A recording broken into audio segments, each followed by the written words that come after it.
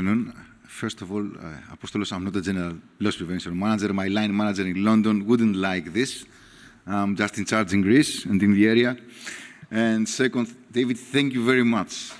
You reminded to us what seamanship is and how much, at least, I love seamanship. And, you know, anyway, thank you very much. And what I'm going to discuss with you now is correlated with David's presentation.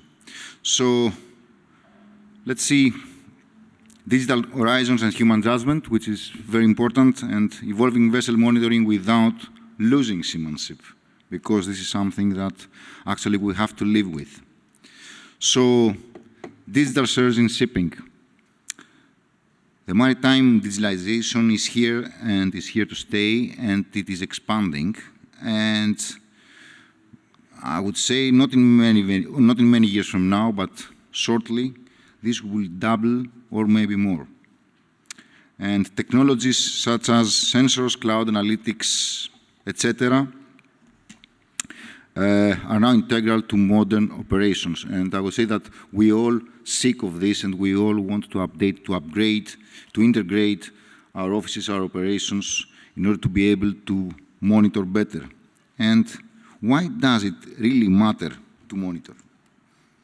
First of all, we have a better oversight of the vessel's performance, which is very, very important, especially nowadays, you know, with the fuel oil consumption and how to make vessels more economical.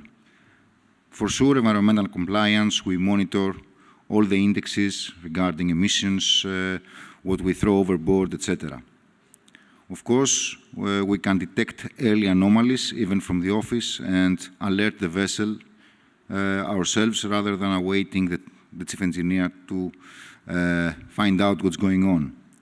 And of course, it supports, you know, all those digitalization supports a proactive decision-making rather than a reactive damage control. Those are very, very good things, and we all should embrace. Nevertheless, and in connection to David's presentation, there are several risks. First of all, edge cases or novel anomalies are not captured by algorithms. Not now, maybe in 20, 30 years, via AI, via, I don't know, algorithms made by the artificial intelligence will do that, but certainly nowadays, this is not the case. We do not know, still we are learning actually, what to do with the big data. We cannot interpret it. We are still seeking ways to interpret it better. And I can tell that many of my colleagues are overwhelmed by so much information coming ashore that it's difficult for them to see the clear picture. And of course, the black box problem, if crew lose context, they may not trust or override the automation when necessary. When the system fails, crew will not believe it and will go whatever the wrong thing the system says to them. So striking the balance, human and digital.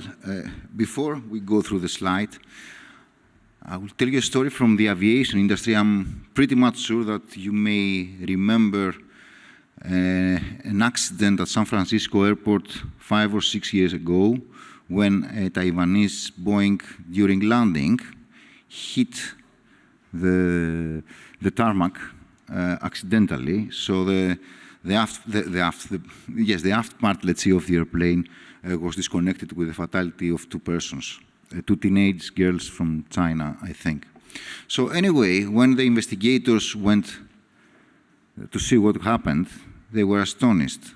The captain had 12,000 hours of flight. That makes him super experienced. The co-pilot, again, he had another 10,000 hours of flight.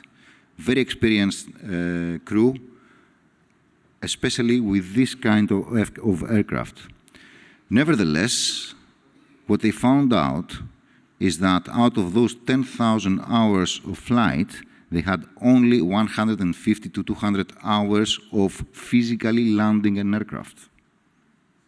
The rest landings were done automatically by the computer, by the airplane itself. So very simple, they forgot flying, how to fly. They forgot the very, why they should be there. So this is a problem that it may happen also on board our vessels. So we have to appreciate that use of digital tools are aids, not decision makers. Human judgment is essential when anomalies or conflicting data, etc., come together. And we have to establish override protocols and fallback procedures. So yes, the computer, let's say the artificial intelligence, is here to assist us, is not here to tell us what to do, it's just here to give us a solution that we have to make a decision. If we leave the artificial intelligence, the computer, to do whatever it does, yes, 9 out of 10 times, this will be most probably correct. But this one time that the catastrophic failure will come and the catastrophic incident will occur will be the time that we heard only the computer and we didn't put our brain to work or we didn't use our seamanship. And of course, we have to train to interpret data trends and not just dashboards. And this is something that happens everywhere. Preparing seafarers. Now, this is a very big thing.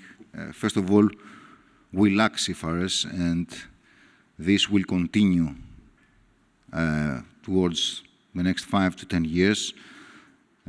So first we have to find them. First we have to convince people to come to navigate with our vessels, and then we need to properly train them. And we need to evolve. We need to change our training, and our training curricula should be upscaled, let's say, data literacy, sensor calibration,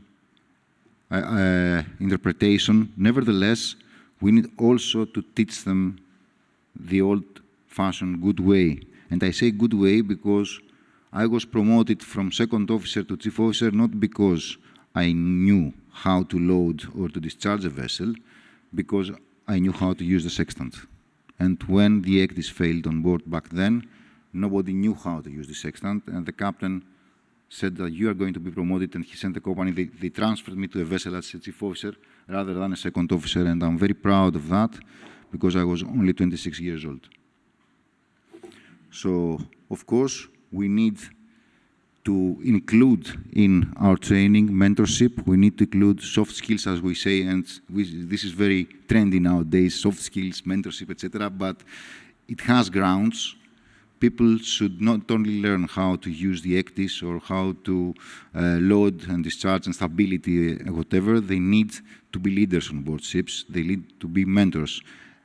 And this is the oxymoron. We do not have people, and the people that actually join our ships, we believe wrongly maybe, that they are not the most appropriate ones, but on the other hand, we need them to mentor the younger generation and actually to mentor themselves to make vessels go smoothly and safely, carrying our goods around the world. As you know, in my latest presentations, 3 or 4 within SAFETY4SEA, I always say, I have a slide, call to action. Well, I think it is pure common sense. I think there should be balance between digitalization and seamanship, the human factor.